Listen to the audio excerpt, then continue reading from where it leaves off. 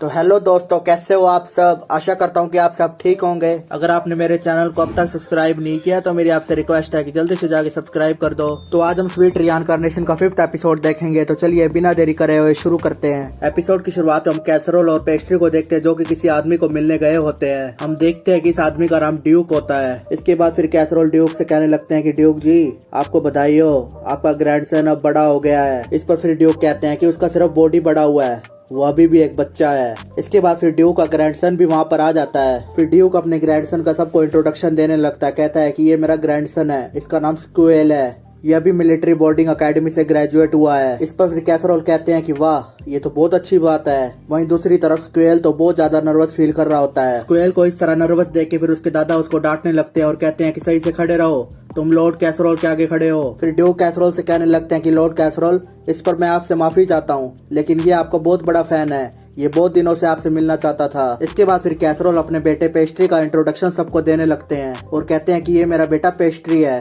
Pastry बेटा, सबको greeting करो। इसके बाद फिर पेस्ट्री बहुत बढ़िया तरीके से अपना ग्रीटिंग देता है और स्क्वेल से कहता है कि अडल्टहुड में पहुंचने के लिए आपको बहुत बहुत बधाई हो। पेस्ट्री की बातों को सुनकर ड्यूक पूरी तरह से हैरान हो जाते हैं और सोचने लगते हैं कि ये तो अभी बच्चा है, ये इतनी बड़ी बड़ी बातें कैसे करने लगा। इसके बाद फिर ड्यूक पेस्ट्री से कहने लगता है कि वाह क्या बात है, तुम तो मेरे ग्रैंडसन से भी बहुत ज्यादा मैच्योर हो। ड्यूक पेस्ट्री से कहते हैं कि तुम्हारी बातों से तो लगता है कि तुम अब अडल्ट हो चुके हो, क्या तुमने मैजिक एबिलिटी को गेन कर लिया है। इस पर फिर पेस्ट्री कहता है कि हाँ, भगवान ने मुझे मैजिक एबिलिटी से ब्लेस किया है। ये सुनकर फिर ड्यूक तो पूरी तरह से सरप्राइज हो जाते हैं। फिर ड्यूक पेस्ट्री से कहते हैं कि क्या तुम अपना मैजिक दिखा सकते हो हमें। इस पर फिर पेस्ट्री कहता है कि हाँ, जरूर दिखा सकता हूँ। इसके बाद हम देखते हैं कि पेस्ट्री एक रुमाल लेता है और उसमें अपने मैजिक से एक लड़की की फोटो को कॉपी कर देता है। ये देखकर ड्यूक और उसका ग्रैंडसन स्क्वेल पूरी तरह से हैरान हो जाते हैं। स्क्वेल तो उस लड़की से बहुत ज्यादा अट्रैक्ट हो जाता है और उसे देखने लगता है बार बार। फिर पेस्ट्री कहता है कि ये पिक्चर हमारी तरफ से और हुब्रिक की तरफ से आपको गिफ्ट के तौर पर देना चाहता हूँ। इस पर फिर ड्यूक कहते हैं कि हुब्रिक की तरफ से। फिर पेस्ट्री कहता है कि इस रुमाल में लेडी पेट्रा हुब्रिक की फोटो है। पेस्ट्री कहता है कि मैं और मेरे पापा थोड़े दिन पहले ही वहाँ पर गए थे और हम वहाँ पर लेडी पेट्रा को मिले थे।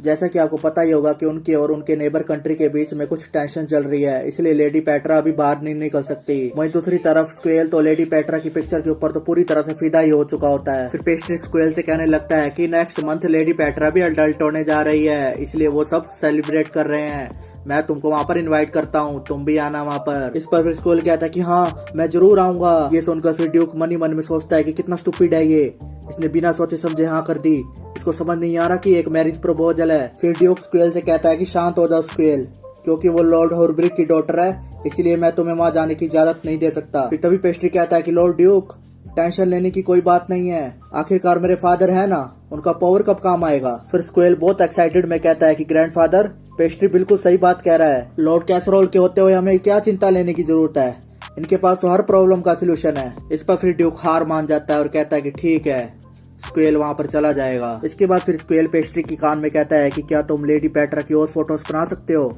मेरा मतलब है कि थोड़ी सी बड़ी, समझ गए ना तुम मैं क्या कहना चाह रहा हूँ। इस पर फिर पेस्ट्री मन ही मन में सोचने लगता है कि आखिरकार सारे मर्द एक जैसे ही होते हैं। फिर अगले सीन में हम फ्यूले और कैसरोल को देखते हैं, जहाँ पर दोनों एक दूसरे से बात कर रहे होते हैं। कैसरोल फ्यूले से कहता है कि कंडीशन अब धीरे धीरे सुधर रही है। इस पर फिर फ्यूले कहता है कि ये सब आपकी वजह से ही हो रहा है, ऐसे बहुत कम लोग होते हैं जो कि अपने लोगों को अपने पैसे देते हैं और खुद भी काम करने के लिए बाहर जाते हैं। इस पर फिर कैसरोल कहता है कि ये कोई बड़ी बात नहीं है। तभी ये दोनों बात कर ही रहे होते हैं कि बीच में पेस्ट्री आ जाता है। फिर पेस्ट्री कहता है कि मैंने स्वीटनेस वर्ड सुना, क्या आप डेजर्ट के बारे में बातें कर रहे थे क्या। फिर फ्यूले पेस्ट्री से कहने लगता है कि बच्चे, तुमको नॉक करके आना चाहिए ना दरवाजा। इस पर फिर पेस्ट्री कहता है कि मुझे बाहर हंसने की आवाज आ रही थी, तो मैंने सोचा कि मैं ऐसे ही चला जाता हूँ अंदर। इसके बाद फिर पेस्ट्री 2 लेटर अपने फादर को देने लगता है। फिर कैसरोल वो लेटर पढ़ते हुए कहता है कि ये तो ड्यूक और हुब्रिक की तरफ से आया है। कैसरोल लेटर पढ़ते हुए कहता है कि जो हमारी पैसों की प्रॉब्लम थी वो अब खत्म हो जाएगी, क्योंकि हमें 20,000 सिल्वर कॉइन मिलेंगे। फिर पेस्ट्री मन ही मन में सोचने लगता है कि तो लॉर्ड स्क्वेल और पेस्ट्री की एंगेजमेंट पक्की हो चुकी है इसका मतलब। फिर फ्यूले कहने लगता है कि ठीक है,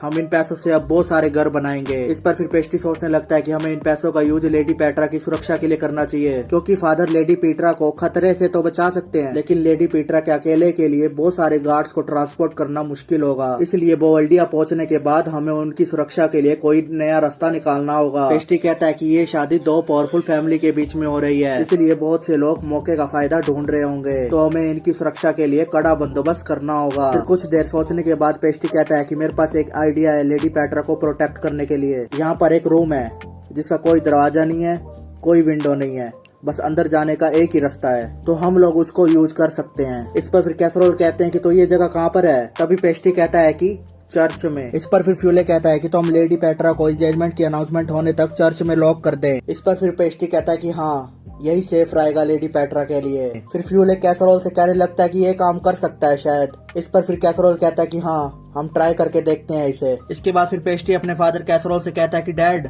एक बार ये रिसिप्ट रख लो आप। उस रिसिप्ट को देख के कैसरोल बहुत ज्यादा भड़क जाते हैं और पेस्ट्री से कहने लगता है कि तुमने मुझे बिना बताए सारे पैसे शुगर और बोनकास में खर्च कर दिए। इस पर फिर फ्यूले भी मजे लेने लगता है और कहता है कि इस बच्चे ने दोबारा स्वीट बनाई। अच्छा। इसके बाद हम देखते हैं कि पेस्ट्री की पिटाई हो जाती है, जिससे पेस्ट्री बहुत ज्यादा रोने लगता है। फिर अगले सीन में हम लॉर्ड हुब्रिक को देखते हैं। इसके बाद फिर वो दोनों एक दूसरे को ग्रीट करने लगते हैं। कैसरोल मन ही मन में सोच रहा होता है कि मैं इनको नहीं बता सकता कि पेस्ट्री भी इन सब में इन्वॉल्व है। इसके बाद फिर लॉर्ड हुब्रिक कैरेज को खोलकर अपनी फैमिली से इंट्रोडक्शन कराते हैं। हम देखते हैं कि उस कैरेज में ट्विन सिस्टर लेडी पेट्रा और लेडी लिको होते हैं। फिर ये ट्विन सिस्टर भी कैसरोल और पेस्ट्री को ग्रीट करने लगती हैं। इसके बाद फिर हम देखते हैं कि वो सब कैरेज में बैठकर फिर चर्च की ओर जाने लगते हैं। फिर लॉर्ड हुब्रिक कैसरोल से कहने लगते हैं कि मैंने सुना है कि कुछ लोग लेडी पेट्रा को नुकसान पहुंचाना चाहते हैं, तो लेडी पेट्रा की सुरक्षा मैं तुम्हारे ऊपर छोड़ता हूँ। इस पर फिर कैसरोल कहते हैं कि चिंता करने की कोई जरूरत नहीं है, हम देख लेंगे क्या होता है। इसके बाद फिर हम देखते हैं कि वो लोग चर्च में पहुंच जाते हैं। तभी सडनली कुछ गुंडे वहाँ पर उन पर अटैक कर देते हैं, लेकिन पेस्ट्री और उसके डैड कैसरोल दोनों मिलकर उन गुंडों का काम तमाम कर देते हैं। तभी लॉर्ड हुब्रिक कैसरोल को थैंक यू कहने लगते हैं और उसे कहते हैं कि मुझे तुमसे यही उम्मीद थी। इसके बाद हम देखते हैं कि वो सभी चर्च के बेसमेंट में जाने लगते हैं। हम देखते हैं कि लेडी लिको बहुत ज्यादा डरी हुई होती है। तभी वहाँ पर पेस्ट्री आ जाता है और लेडी लिको का हाथ पकड़ लेता है और उसे कहने लगता है कि टेंशन मत लो, मैं हूं ना। तो इसी के साथ हमारा ये एपिसोड यहीं पर ही खत्म हो जाता है। अगर आपको ये वीडियो अच्छी लगी हो तो मेरे चैनल को सब्सक्राइब करके जरूर जाएं।